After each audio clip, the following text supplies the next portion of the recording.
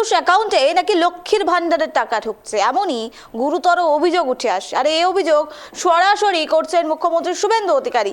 আমরা সেদিন সম্প্রতি আমরা দেখতে পেরেছি সাংবাদিক বৈঠক করে শুভেন্দু অধিকারী এবং তার মন্ত্রিসভার অন্যান্য সদস্যরা তারা অন্নপূর্ণা ভান্ডার যোজনার কথা, তারা প্রকল্পের কথা ঘোষণা করে। আর তারই মাঝে চাঞ্চল্যকর অভিযোগ তোলেন, যেখানে বলা হচ্ছে পুরুষ অ্যাকাউন্টে লক্ষ্মীর ভান্ডারের টাকা নেওয়ার অভিযোগ। আর সেখানে এবার গ্রেফতার হলো এক ব্যক্তি।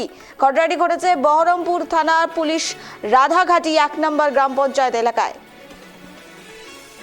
এখনো পর্যন্ত জানা যাচ্ছে হোটেল ব্যবসায়ী রাকিবুল শেখ দীর্ঘদিন ধরে লক্ষ্মীর ভান্ডারের টাকা তার অ্যাকাউন্টে নিতেন। খবর পেয়ে বুধবার রাতে রাকিবুলকে পুলিশ জিজ্ঞাসাবাদের জন্য বাড়িতে নিয়ে তার বাড়ি থেকে তাকে আটক করে। আর এরপরই পুলিশ জেরা করায় রাকিবুল সে উত্তর দিতে পারে না। পরবর্তীতে কিন্তু তাকে গ্রেফতার করা হয়। বৃহস্পতিবার তাকে বহরমপুর সিজেএম আদালতে পেশ করে পুলিশ। যে খবরের দিকে নজর রাখছি, প্রতারণার দায়ে গ্রেফতার উপভোক্তা। পুরুষের অ্যাকাউন্টে লক্ষ্মীর ভান্ডারের টাকা ঢুকেছে, এই অভিযোগে এবার উপভোক্তাকে গ্রেফতার করা হলো। মুর্শিদাবাদের এই ঘটনা চাঞ্চল্য ছড়াতে শুরু করেছে। প্রতারণার দায় হচ্ছে।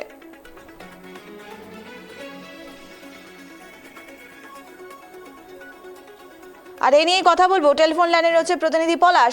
জানতে চাইবো, আমরা সম্প্রতি দেখেছি মুখ্যমন্ত্রী শুভেন্দু অধিকারী তিনি অভিযোগ করেছেন এবং পুরুষ অ্যাকাউন্টে যে লক্ষ্মীর ভান্ডারের টাকা ঢুকছে তা নিয়ে তিনি সরব হয়েছেন। এবার কিন্তু দেখা গেল সেই ব্যক্তিকে গ্রেফতার করা হলো। এই মুহূর্তে সাধারণ মানুষ এবং এলাকাবাসী তারা কি বলছেন এবং পুলিশ সূত্রে ঠিক কি জানা যাচ্ছে? দেখো, একেবারে দেখো, বুধবার কলকাতা নবান্ন থেকে অন্নপূর্ণা ভান্ডার প্রকল্পের নাম নথিভুক্তকরণ কিভাবে হবে এবং উপভোক্তারা কিভাবে তার সুবিধা পাবেন, এই বিস্তারিত তথ্য দেওয়ার সময় রাজ্যের মুখ্যমন্ত্রী শুভেন্দু অধিকারী তিনি জানান, মুর্শিদাবাদ জেলায় রাকিবুল শেখ নামে এক ব্যক্তি তিনি দীর্ঘদিন ধরে লক্ষ্মী ভান্ডার প্রকল্পের সুবিধা পেয়ে আসছেন। আর এরপরে কিন্তু শোরগোল পড়ে যায় প্রশাসনিক মহলে। জানা যায় যে রাকিবুল শেখের বাড়ি হচ্ছে বহরমপুর থানার রাধাঘাট 1 নম্বর গ্রাম পঞ্চায়েতের শিয়ালমারা এলাকার তিনি বাসিন্দা। তিনি একজন পেশায় হোটেল ব্যবসায়ী। তিনি দীর্ঘদিন প্রায় 2023 সাল থেকে কিন্তু এই লক্ষ্মী ভান্ডার প্রকল্পের টাকা কিন্তু তিনি পেয়ে আসছেন। যদিও তিনি পরিষ্কার জানান যে কিভাবে তার অ্যাকাউন্টে টাকা ঢুকেছে এতদিন ধরে তিনি কিন্তু কোনো কিছুই জানেন না। তিনি এই ধরনের আজব দাবি করেন। যদিও এরপরে কিন্তু বহরমপুর থানার পুলিশ রাকিবুলকে জিজ্ঞাসাবাদের জন্য আটক করে নিয়ে যায়, কিন্তু তাকে জিজ্ঞাসাবাদ করার পরে সন্তোষজনক উত্তর না পাওয়ার ফলে তাকে কিন্তু গ্রেপ্তার করে। এবং ইতিমধ্যেই কিন্তু রাকিবুল শেখের বিরুদ্ধে ভারতীয় ন্যায় সংহিতার একাধিক ধারায় কিন্তু মামলা রুজু করা হয়েছে। পাশাপাশি রাকিবুল শেখকে জিজ্ঞাসাবাদের জন্য 12 দিনের পুলিশি হেফাজত চেয়ে গতকাল কিন্তু বহরমপুর আদালতে কিন্তু পাঠানো হয়েছিল। যদিও স্থানীয় মানুষের দাবি যে এতদিন ধরে একমাত্র মহিলাদের জন্য যে লক্ষ্মী ভান্ডার প্রকল্প, সেই লক্ষ্মী ভান্ডার প্রকল্প একমাত্র মহিলাদের জন্য বরাদ্দ করা হয়েছিল, কিন্তু এতদিন ধরে যে রাকিবুল শেখ যে এই টাকা পেয়েছেন তিনি কেন প্রশাসনিক দপ্তরকে জানাননি, বা তিনি এই টাকা যে পেয়েছেন তিনি যে দাবি করছেন যে তার অ্যাকাউন্টে টাকা ঢুকেছে তিনি জানতেনই না।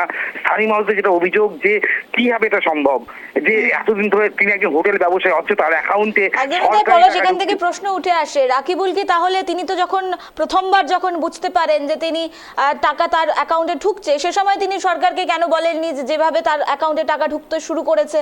পলাশ, একেবারে স্থানীয়দের এটাই দাবি যে তিনি একজন প্রতিষ্ঠিত হোটেল ব্যবসায়ী অথচ তার অ্যাকাউন্টে সরকারি প্রকল্পের টাকা ঢুকছে, তিনি সরকারি দপ্তরে গিয়ে তিনি কেন জানাননি, এইটাই কিন্তু এই প্রশ্ন উঠাতে শুরু করেছে কিন্তু স্থানীয় মানুষজন।